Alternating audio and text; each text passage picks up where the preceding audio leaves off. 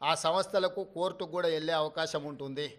ఈ రాష్ట్రంలో కాంట్రాక్టులు ఇచ్చింది, భూములు కేటాయించింది, అదాని ఫ్లైట్లో ఆడంబరంగా ప్రయాణాలు చేసింది వాళ్ళు. కాబట్టి ఈరోజు రాష్ట్ర ప్రభుత్వం రాహుల్ గాంధీ గారు చెప్పిన విషయాన్ని నేను ముందే ప్రస్తావించిన. రాష్ట్రంలో పెట్టుబడులు పెట్టడానికి ఇతరులకున్న అవకాశము అందరికీ ఉంటుంది. పెట్టుబడుల విషయంలో ఎవరికి మినహాయింపులో లేకపోతే ఎవరికో అప్పనంగా ఆయాచితంగా కట్టబెట్టే విధానము ఉండదు. ఒక పక్కన రాష్ట్రానికి పెట్టుబడులు రావడం లేదని మాట్లాడతారు, ఇంకొక పక్కన పెట్టుబడులు వస్తే వాటిని రద్దు చేయంట అంటున్నారు. అసలు మీ విధానం ఏందో ముందు బయటికి రాండి. గతంలో మీరు ఇచ్చిన నేషనల్ హైవేస్ కావచ్చు, లేకపోతే డేటా సెంటర్లు కావచ్చు, ఇతర ఆర్మీ రిలేటెడ్ సంస్థలు ప్రారంభించడానికి మీరు కేటాయించిన భూముల మీద మీ మీద ఏమైనా కేసులు పెట్టాలా? అదానితో మీరు చేసుకున్న ఒప్పందాలను రద్దు చేయాల్సి వస్తే మీరు చేసుకున్న వాటిని మీ మీద కేసులు కూడా పెట్టాల్సి వస్తుంది.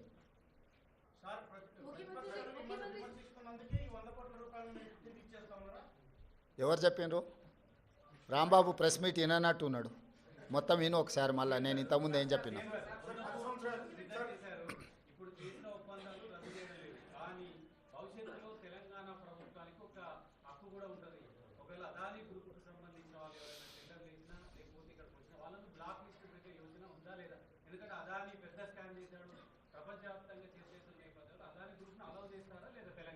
ఇప్పుడు అదానీ గ్రూపు టెండర్లు వేస్తాడా వేయడా అనే విషయమే తేలనప్పుడు వాటి మీద ఎలాంటి చర్యలు తీసుకుంటామనే చర్చ ఎందుకు వస్తుంది?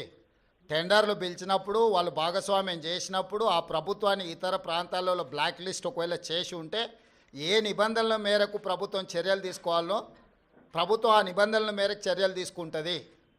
ముందుగానే ఊహించుకొని లేకపోతే ఎవరో ఒకరు ఏదో ఒకటి అల్లర చిల్లర మాటలు మాట్లాడితే వాటి మీద ప్రభుత్వం స్పందించదు. ప్రభుత్వానికి నిర్దిష్టమైన విధి విధానాలు ఉంటాయి.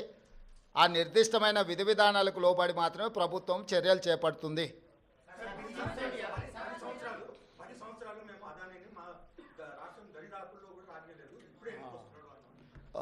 ఆ లిస్టు కాగితం ఇక్కడ తీసుకో, ఎన్ని ఇటు. ఇప్పుడు నోరు తెరిస్తే అబద్ధాలు మాట్లాడడం, ఇది అదాని పక్కలు ఉన్నాయని ఎవరు? ఈయన పేరు గుర్తుపడతావా? ఏం పేరు ఈయన పేరు? మరి ఈయన చంద్రశేఖరరావు. ఆయన వంగి వంగి నమస్కారం పెడుతున్నాయి. ఎప్పుడైనా వంగినా ఇట్లా ఇంతగా వంగినా? అదేవిధంగా ఆయన ఇచ్చిన వర్కులు కొన్ని నేను లిస్టు చదివి చెప్పిస్తా.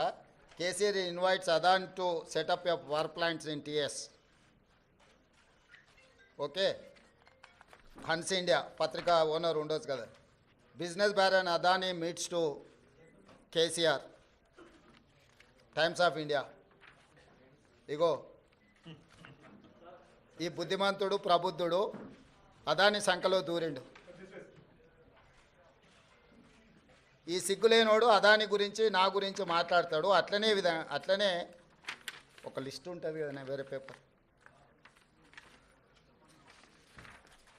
ఇంత ఉందా, 12-13 లిస్టు ఉంటుంది చూడు ఒకటి. నేను ఆ లిస్టు చదివి వినిపిస్తాను నీకు. ఎన్ని ఇచ్చిండ్రో వాళ్ళు, ఎన్ని నేషనల్ హైవేస్ ఇచ్చిర్రు, ఎన్ని డేటా సెంటర్లు ఇచ్చిండ్రు. ఒకవేళ సిద్ధంగా ఉన్నాడు ఆయన ఇచ్చిన అన్నిటి మీద విచారణకు, మళ్ళీ విచారణ ఏంగానే చూసిరా నా మీద కేసులు పెడుతురని ఒకలా ఏడుపులు ఏడుస్తుంటాడు. పెట్టూరి జైలుకు పోతానే ఆయన్నే అంటాడు. ఎప్పుడెప్పుడు జైలుకు పోదామా, జైల్లో పోయి ఉందామా అని.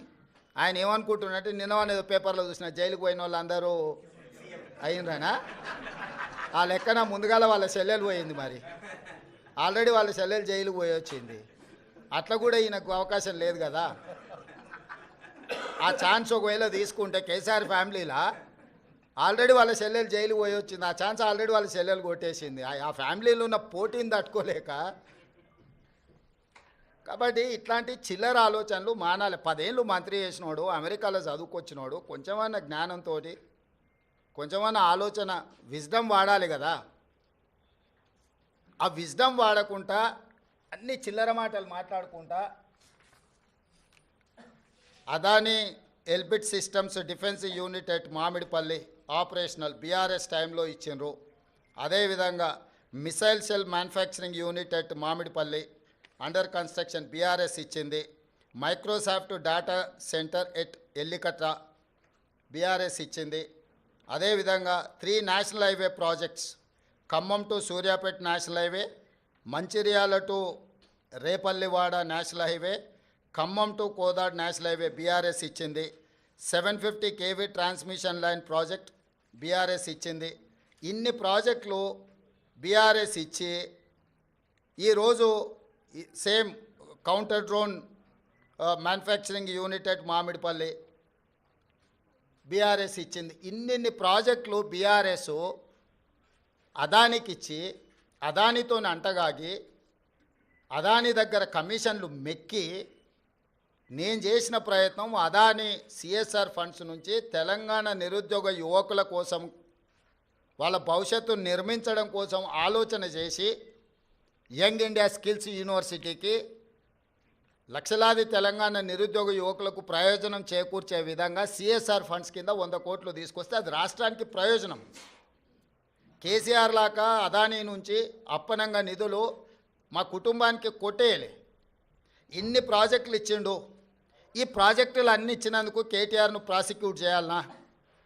అదానీని కేసీఆరే కాల్చండి, కేటీఆర్ అనే కాదు. దీనికి ఏం సమాధానం చెప్తాడు? సో ఏది పడితే అది మాట్లాడితే చెల్లుద్ది. ఎన్ని చిల్లర మాటలైనా మాట్లాడతాం. మాకు అధికారం కోల్పోతే మేము సహనం కోల్పోయినామని 2023లో అధికారం కోల్పోయారు. 2024 జూన్లో డిపాజిట్లు కోల్పోయారు. ఇప్పుడు మెదడు కూడా కోల్పోయారు టీఆర్ఎస్ వాళ్ళు. సో మెదడు కోల్పోయిన మాటలు మాట్లాడితే దానికి ఇంకా మనం ఏం సమాధానం చెప్తాం? రాహుల్ నువ్వు మాట్లాడు, నువ్వన్నా చెప్పాలి కదా కొంచెం అప్పుడప్పుడు.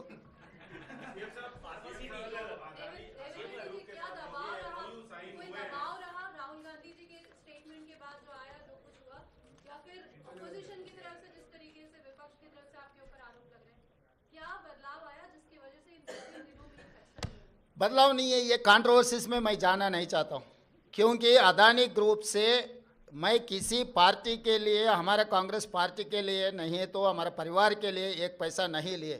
जो तेलंगाना राज्य सरकार ने जो कदम उठाया निरुद्योग युवता के लिए यंग इंडिया स्किल्स यूनिवर्सिटी, क्योंकि लाखों के युवता आज without any skill they are not getting any employment. So I wanted to teach my students skill. उसी के लिए CSR corporate social responsibility funds हम अदानी से 100 crore in principle we have taken a letter. अभी तक एक पैसा भी हमारे तेलंगाना सरकार के खाता में नहीं आया. तो इसीलिए ये कंट्रोवर्सी में बगल के राज्य में कुछ करप्शन, बगल के देश में कुछ करप्शन, ये सब करप्शन के बारे में जब चर्चा हो रहे थे तब तेलंगाना के चर्चा मुझे अच्छा नहीं लगा, क्योंकि हम नियत से सरकार चला रहे, नियत से चलाने के लिए हम लोग कोशिश कर रहा है. तो तेलंगाना राज्य के बारे में कोई भी कुछ गलत फहमी से कुछ गलत कहा तो हमारे लिए ठीक नहीं है, क्योंकि कुछ कम 3 लाख करोड़ रुपए